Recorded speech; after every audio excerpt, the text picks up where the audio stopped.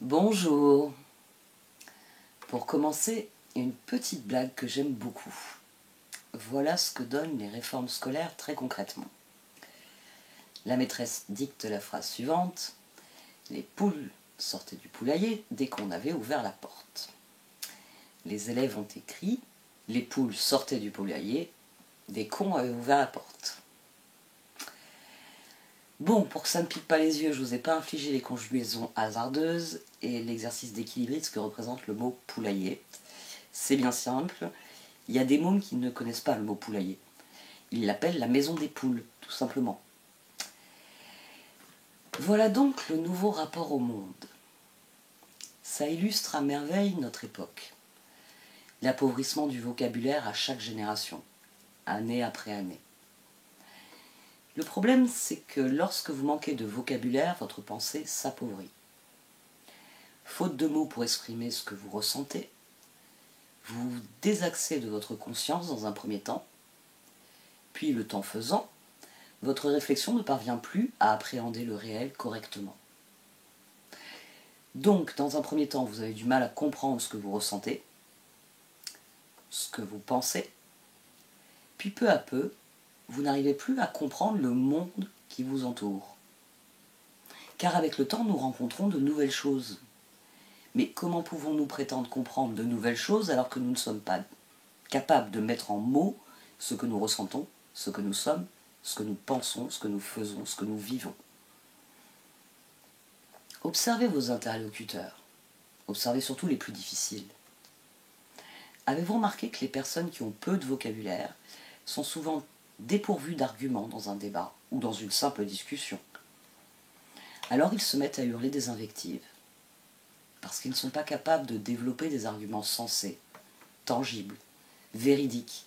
Alors ils hurlent, voire même vous menacent et se servent de leurs poings pour vous faire taire. J'ai longtemps été prisonnière de cela, obligée de discuter sans fin de la couleur de la balle avec quelqu'un, alors qu'il aurait dû être question du contenu de la boîte. Nous sommes dans un nouveau monde où lorsque vous voulez parler de la boîte posée sur la table, dont le contenu déborde et qu'il faut clarifier, ordonner, organiser, eh bien les fous et les abrutis vont vous obliger à parler de la couleur de la balle posée devant vous. Et vous allez vous épuiser à leur démontrer que ce n'est pas une question de couleur, mais une question de forme. Mais eux ne vous parleront que de la couleur. Et vous vous retrouverez à débattre de la couleur de cette foutue balle qui n'existe que dans leur esprit malade, mais qu'ils vous jettent à la figure par leurs paroles, pour ne pas parler de la réalité qui est là, devant eux. Le problème, en fait, c'est que tant que vous considérez les fous et les abrutis comme des interlocuteurs valables, vous perdez. Vous vous perdez. Vous vous abrutissez ou vous devenez fou à votre tour. Et vous perdez pied. Vous n'êtes plus ancré dans la réalité. Vous êtes devenu Alice, invité à prendre le thé avec le chapelier fou et toute la bande. Ah oui, ça peut être marrant. Jusqu'à ce que vous soyez jugé pour un crime que vous n'avez pas encore commis, comme le valet qui est jugé pour avoir volé des tartes, avant même d'avoir commis le crime. Et comme les jurés sont des animaux, les témoins deviennent des accusés eux aussi, parce qu'ils témoignent, que les avocats se retournent contre le client, contre, en l'occurrence, le valet, que l'accusé est dans l'incapacité de s'exprimer. Bref, un monde de fous.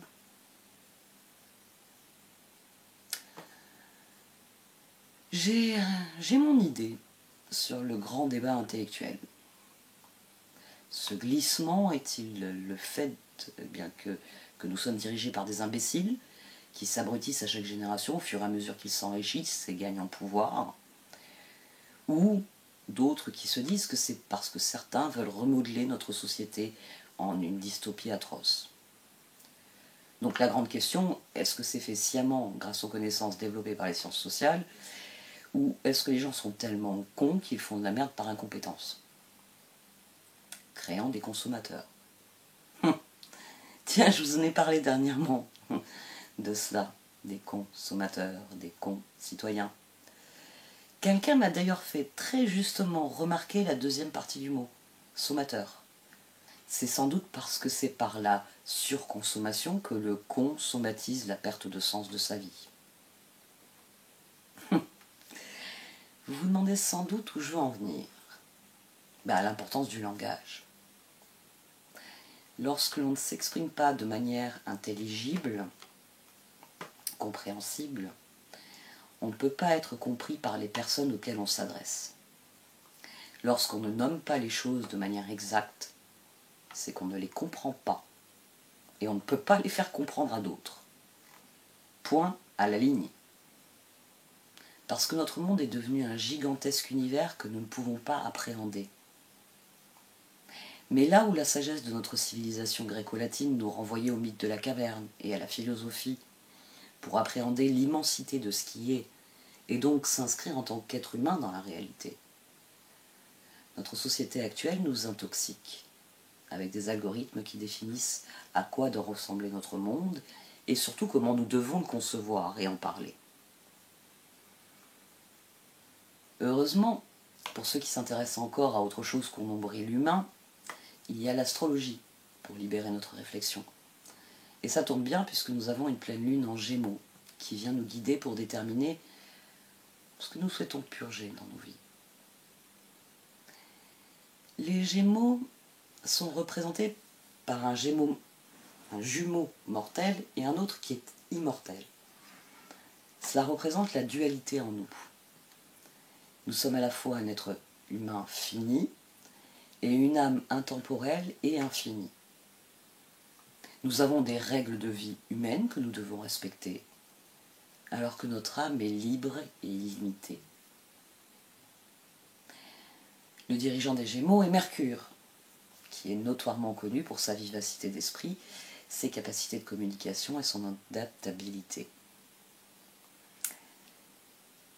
Donc la pleine lune vient illuminer ces qualités et va augmenter notre activité mentale, nous encourageant à penser, communiquer et traiter un grand nombre d'informations. Oui, Mercure est en carré avec Neptune, alors on ne va pas y couper. Mais nous avons aussi, surtout, un T carré avec Saturne en Poisson, qui crée quelque chose de plus complexe, qui introduit un sentiment de limitation, de restriction. Mars est en Sagittaire. C'est comme cette semaine, ce sera cette énergie, on aura envie d'avancer à toute vitesse, mais on aura l'impression d'être embourbé, ne parvenant plus à progresser réellement. En fait, le carré avec Saturne en Poisson peut générer une confrontation avec la réalité. Parce que ça va imposer des limites, parce que ça va mettre en évidence les conséquences de nos choix, de nos actions. Saturne en Poisson va exiger une maturation émotionnelle, nous demandant de considérer les implications véritables de nos choix. Et ces énergies planétaires peuvent créer le sentiment d'être à la croisée des chemins. D'autant que les pleines lunes signalent généralement un point culminant. Et le message clé de cette pleine lune semble être de trouver un équilibre entre notre besoin de passer à l'action de manière décisive et la maturation émotionnelle exigée par Saturne en Poisson. En fait, cette pleine lune en Gémeaux nous demande de regarder la situation dans son ensemble, avant de prendre les décisions, de mettre en œuvre les actions nécessaires.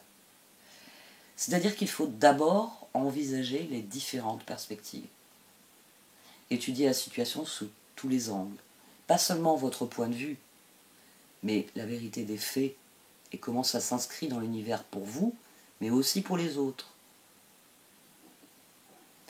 Après tout, les Gémeaux sont le signe de la dualité, ce qui nous rappelle utilement que la solution est rarement simple, mais que bien souvent, pour faire évoluer une situation, il faut que nous nous montrions ouverts d'esprit, prêts à comprendre et accepter les choses telles qu'elles sont. Au-delà de la croissance personnelle, la configuration de cette pleine lune a des implications plus larges. collective, forcément. L'axe Gémeaux-Sagittaire traite des thèmes, l'échange d'informations, les systèmes de croyances, la poursuite du savoir. Donc, au niveau collectif, dites-vous bien que cette semaine, les débats vont s'intensifier sur les questions sociales, sur les questions philosophiques et éthiques. Et comme chacun est persuadé de son bon droit, ça c'est l'ombre de Saturne, autant dire que ça va virer à la foire d'empoigne.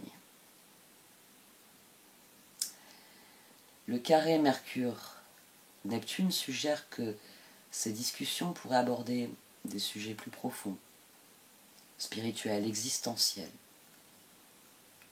Parce que sur le plan collectif, le moment est venu de reconsidérer notre rapport au réel et surtout à la vérité, mais aussi les implications éthiques de nos choix collectifs.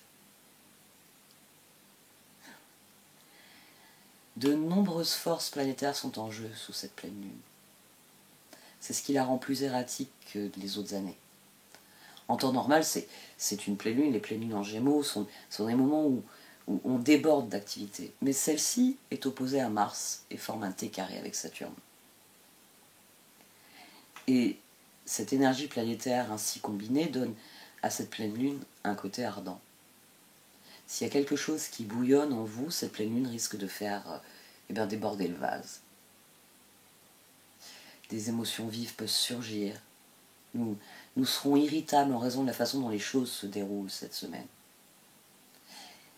Et c'est en partie dû au fait que cette pleine lune mentale en Gémeaux, assortie d'un carré en T, impliquant la Lune opposée au Soleil, à Mars, toutes trois carrées à Saturne. La planète, quand elle se trouve la planète qui se trouve au sommet du carré en T indique où réside la solution au carré, ou si vous préférez la solution au problème. Ici, c'est Saturne qui tire la couverture à lui. Saturne est au sommet. C'est à lui que les autres planètes font un carré. C'est à lui que la pleine lune fait un carré. Et donc avec Saturne au sommet, dites-vous bien que cette semaine, la réussite sera associée au sens du devoir, à la stabilité, à l'établissement de structures solides. Les résultats s'obtiendront grâce à la patience, la discipline, la responsabilité, le dévouement et le sens pratique. Parce que Saturne, la planète du karma, et notre professeur de rigueur tant détesté, nous rappelle l'importance de fixer des limites et vient en poser parce qu'il estime que nous dépassons les bornes. En retenue, tous, hurle-t-il en voyant le bordel actuel. C'est de là que vient ce T carré. Et dans le même temps, nous avons un autre carré. Et là, il s'agit de Mercure, la planète qui dirige les Gémeaux. Mercure forme un carré avec Neptune.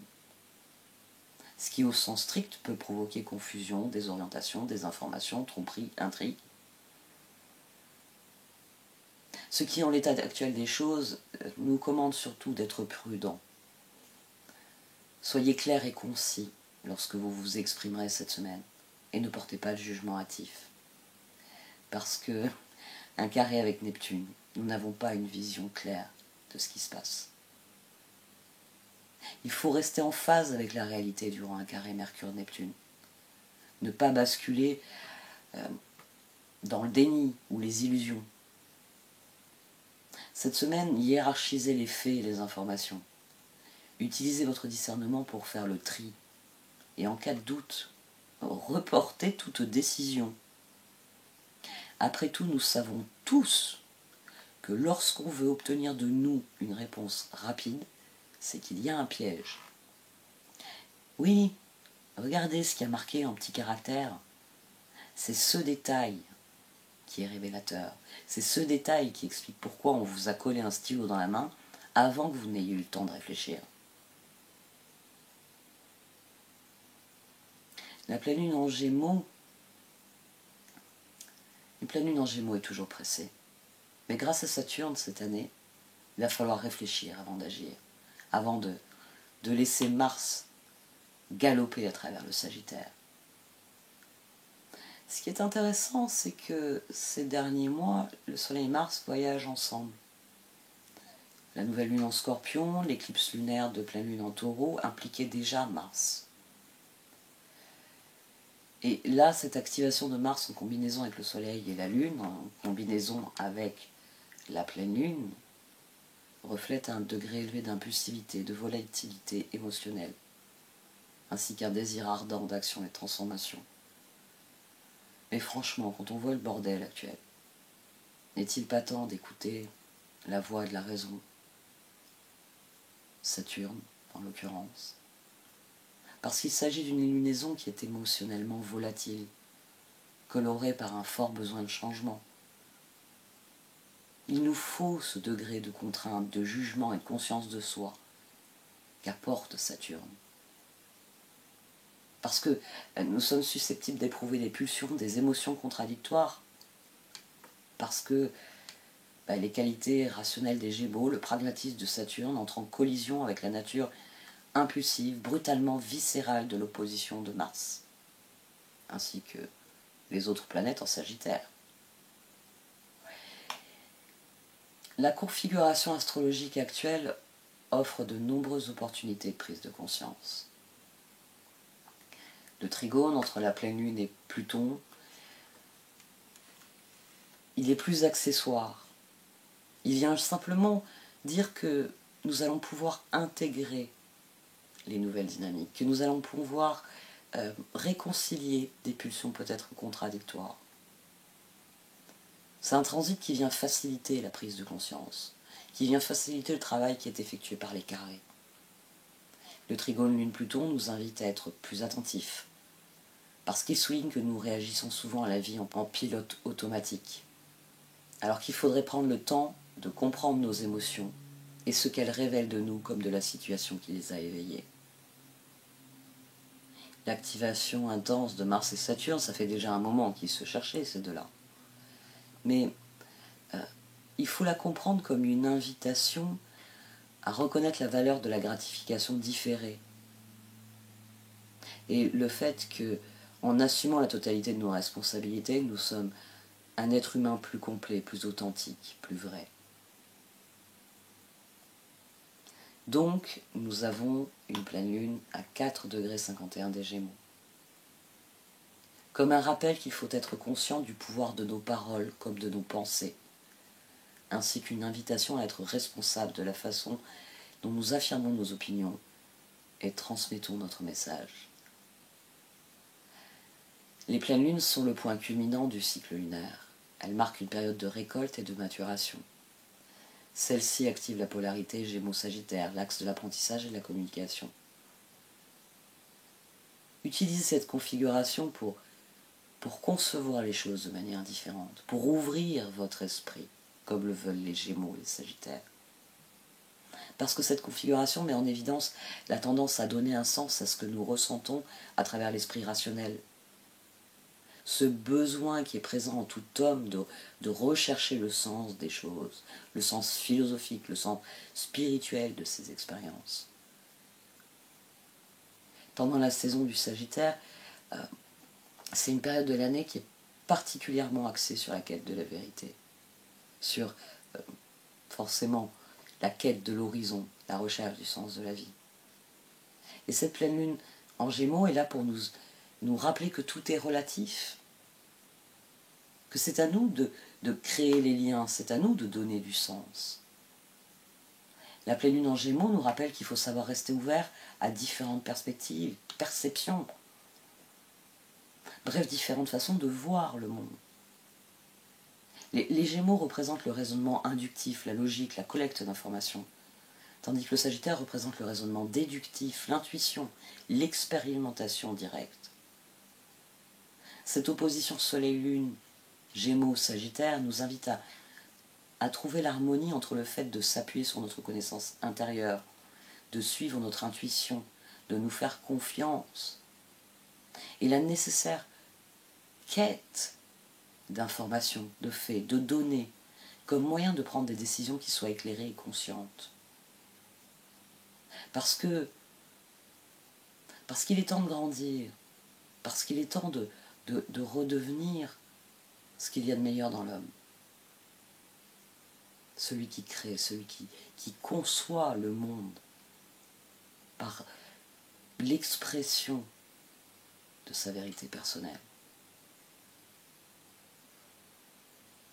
Mercure est le maître planétaire des Gémeaux. Durant cette pleine lune, il est en face, il est en Sagittaire. Comme il est plus rapide, il est plus loin. Ce n'est pas une opposition exacte. Et tant mieux, parce que Mercure en Sagittaire, il n'est pas heureux. Il est considéré traditionnellement comme étant à son détriment. Et en plus, il forme un carré exact avec Neptune en Poisson. Oui, ça ne va pas être facile. Ça ne va pas être facile d'aller au-delà des illusions. Mais ce qu'il y a de bien avec Mercure en Sagittaire, c'est qu'il se montre toujours à l'écoute des situations dans leur ensemble. Ben oui, c'est le Sagittaire qui pousse à regarder en direction de l'horizon, à voir plus loin que son nombril. À tel point que pendant ce transit, nous pourrions avoir du mal à analyser les détails, nous concentrer sur ce qui est là devant nous. Mais que nous pourrons voir plus loin, intuitivement comprendre et accepter l'étendue de notre propre ignorance. C'est une combinaison d'énergie qui est intéressante, parce que malgré les limites posées par Saturne, c'est des énergies qui sont optimistes et ouvertes d'esprit. Donc c'est une forme d'expansion. Le problème, c'est qu'il y a ce carré Mercure-Neptune. Parce que les transits ont parfois des côtés obscurs. Et ce problème, il réside dans le fait que un carré Mercure-Neptune peut parler d'une tendance au discours radical, assorti d'actions brutales. Un carré Mercure-Neptune parle de dogmatisme, d'extrémisme. Ce sont les versants obscurs du Sagittaire qui viennent s'exprimer ici. Et donc le carré Mercure-Neptune peut refléter la confusion, la désorientation, l'incertitude. Cette semaine, nous pourrions avoir du mal à faire la distinction entre la réalité et la fiction.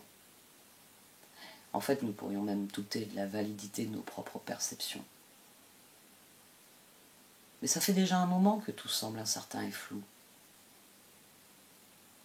Alors le moment est venu de fournir un effort supplémentaire pour rester ancré et donc conscient de ce qui se passe réellement, concrètement. Et c'est en ça que Saturne peut nous aider. Nous aider à quoi? Nous aider à affronter l'ombre du Sagittaire, le fanatisme, l'extrémisme, la foi aveugle en des idéologies. Tout ce que nous observons actuellement, c'est des expressions déformées de cette combinaison d'énergie. Le carré de Mercure en Sagittaire, Neptune en Poisson, nous met finalement au défi de reconnaître qu'il y a une différence fondamentale entre ce qui relève de la croyance et ce qui est bien souvent réellement la vérité. Et qu'il y a donc un monde peuplé qui plus est entre notre vérité personnelle et la vérité absolue, entre ce qui est subjectivement vrai pour nous et ce qui existe réellement. C'est pour ça que la pleine lune en Gémeaux nous rappelle d'être conscients du pouvoir de nos paroles et de nos pensées. Parce que la ponctuation fait parfois toute la différence. Cette pleine lune nous encourage à réfléchir au lien existant entre la façon dont nous pensons, la façon dont nous percevons la réalité, la façon dont nous parlons d'abord à nous-mêmes et la façon dont nous parlons aux autres. Parce qu'il faut prêter attention aux ruminations et aux croyances qui bloquent notre maturation et aliènent notre indépendance.